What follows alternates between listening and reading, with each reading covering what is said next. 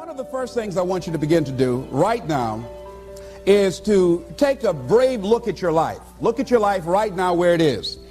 So let me ask you some questions. As you begin to look out on the future, look out on this year, let's take personal inventory. What has brought you here?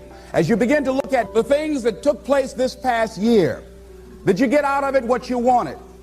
Because what you have found through that relationship, that it's more toxic than it is nourishing, it's more debilitating than it is empowering, and so now you've got to make a decision. See, many of us won't be able to move forward because we're not taking true inventory of our lives.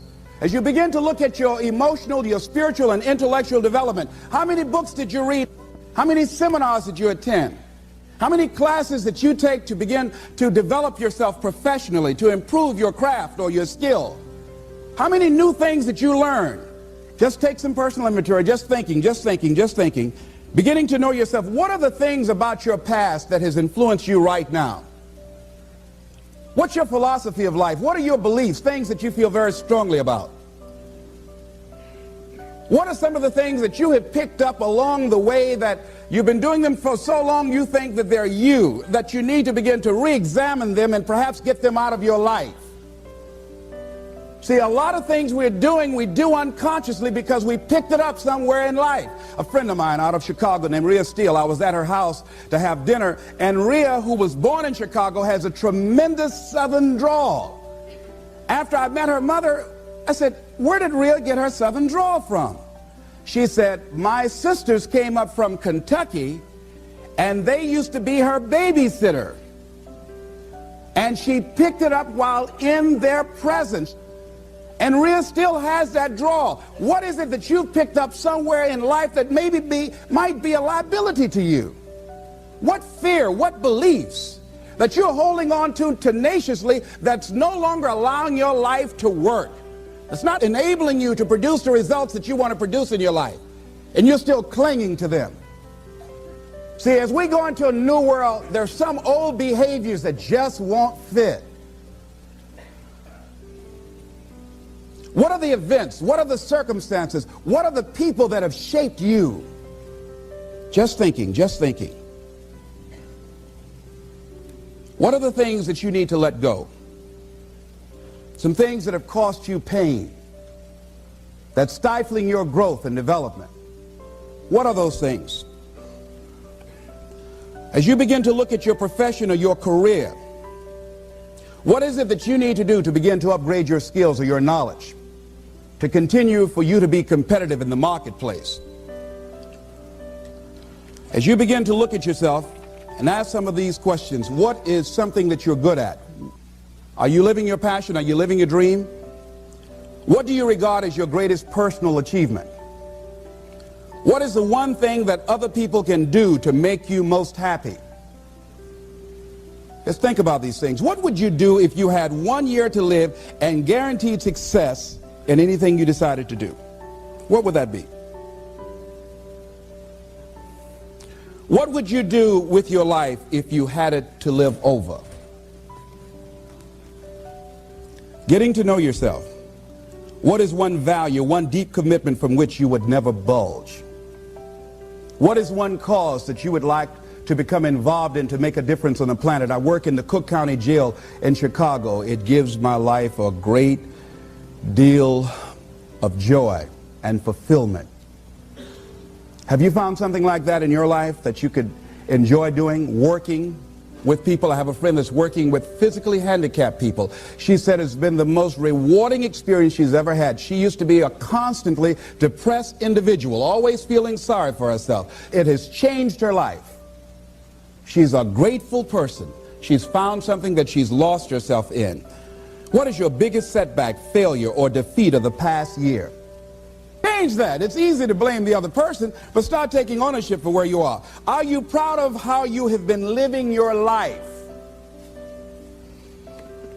Have you explored your natural talents, your gifts, by enthusiastically trying a variety of activities? Ladies and gentlemen, a lot of us have so much talent and abilities, we just put them back on the back burner or just left them aside someplace. Never did anything with them, never brought them out here. Used to do them extremely well in high school or college, or just had a natural gift and never did anything with it? What are you sitting on? What gifts are you sitting on? Have you resigned yourself to a life feeling that nothing can be done to change your future or your circumstances? Have you been afraid to try something different because you're afraid of how people will react to you or what they will think? Those are some of the things that I suggest that you begin to answer yourself. Now, here are some things that I suggest that you begin to look at working on to develop your character. Some things that will give you some personal strength.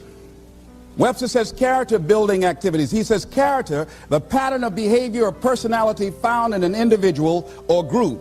Moral strength, self-discipline, fortitude. That's what's going to be required in order to begin to manifest your greatness.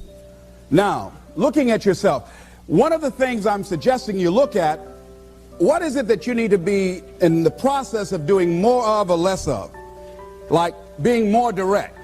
So I used to have a problem of not telling people what I actually thought because I didn't want to hurt anybody's feelings. Saying no without feeling guilty. More focused. So I used to be the jack of all trades and master of none. Used to do a lot of things.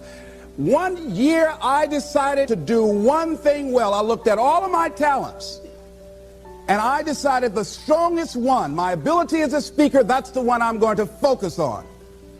But I'm capable of doing a lot of other things. But only when I decided to focus did I begin to reap the rewards of my talent. And then after you do that, you can begin to expand and use the other talents that you have. Deciding to keep your word. If you just decide, I'm going to keep my word. If I say something, I'm going to do it regardless.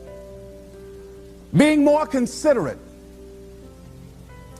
More trusting, more disciplined, being less fearful, being more adventurous. Find something that you can look at your life that you say, hey, I know I've got a problem in this area, being late. I need to take care of that. Procrastinating, I need to deal with that. Not taking care of business, being seriously not serious. Creating an imbalance in my life where I'm spending more time looking at television or having social fun and not spending enough time working on me. See, most people, ladies and gentlemen, spend more time working on their jobs than they spend working on themselves. They work harder on their jobs than they work on themselves. And whatever we achieve in life, whatever we create, whatever we're able to manifest comes out of the human mind. Now, I want you to think about 5 things that if you had the courage to do them, it will give you a feeling of satisfaction and self-respect. Look at 5 things that if you had the courage to do those things, that you would do those things. A lot of people say, well, I've been like this all my life. I just can't change. This is the way I am. Dr. Harold Griswold, a psychologist and author of Direct Decision Therapy, said something. He says, when someone says, I can't change, some part of them wants to change. But the payoffs for his present behavior are greater than the payoffs for a changed behavior, or his fear of change is too great. Ladies and gentlemen, it takes courage to live your dreams. It takes courage to manifest your greatness. It takes courage to decide to live, to decide to bring out all of your talents and abilities, to decide to stretch out, to decide to take a chance. It takes courage to be happy, just to be you. A lot of us readjust our behavior and we end up not being who we really are in deference to relationships, men and women.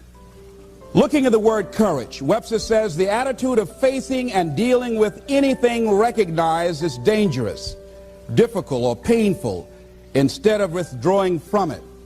As you begin to look at where you want to go and take personal inventory, it's going to be very uncomfortable. That's why most people don't do it. It's very painful to admit your shortcomings, to admit your weaknesses. It's very painful to do that. It's much easier to withdraw from that and just ignore it. He goes on to say the courage of one's convictions, the courage to do what one thinks is right. As you begin to look at yourself and look at where you want to go with your life, it's very important for you to ask yourself a question as you look at various areas of your life. Is what you are doing right now, is it giving you what you want? If it's not giving you what you want, it's going to take courage to decide to do something differently. It takes courage to enjoy yourself. What are some of the self-defeating behaviors that we become involved in that prevent most people from enjoying themselves? Some people develop the "what's the use" attitude. Why bother? Some people have the "I really don't care."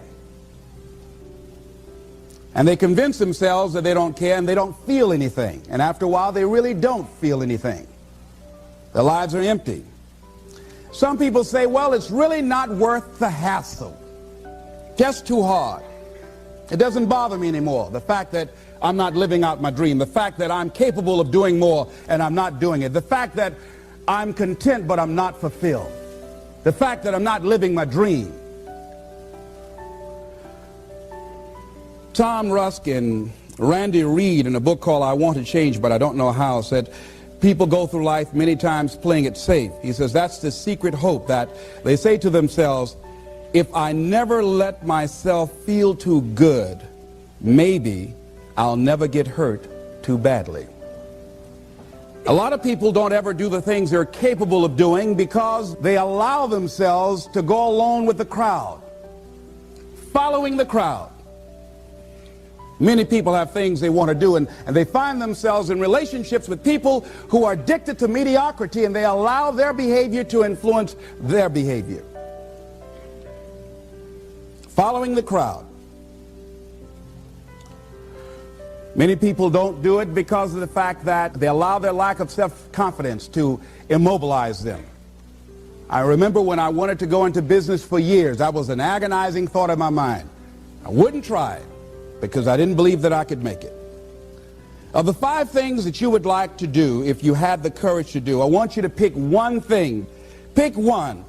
And here's how to set it up for yourself that will help free you and get you unstuck.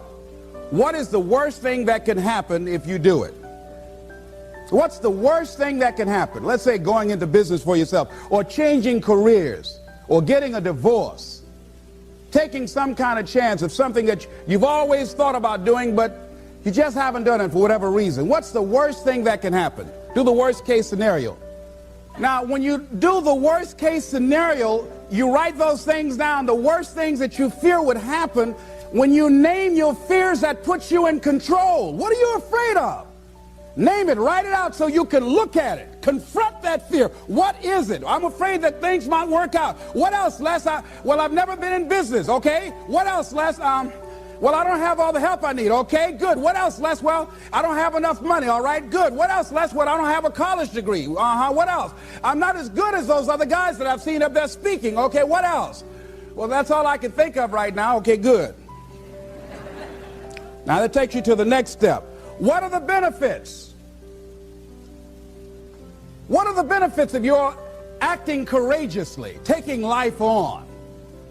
Well, part of what happened was that I felt better within myself, and I had a strong sense of self-respect. I took the chance. I took the leap. What are the benefits of your acting courageously? Whatever it is that you've identified. Write the benefits down. And then focus on them. Focus on the benefits, not on the liabilities, not on your fears. Focus on the benefits. That which you hold in consciousness tends to manifest itself. Think about how good you feel. Think about the level of increased self-respect, the sense of self-worth that you'll feel. How good you feel getting up in the morning, looking yourself in the mirror, because you're taking life on. The other thing is acknowledge your fears and then go into action. This book is called Feel the Fear and Do It Anyway. That's it. See, I believe anybody who's ever done anything, who's ever taken a chance, doesn't mean that they're not afraid. Courageous does not mean being the absence of fear.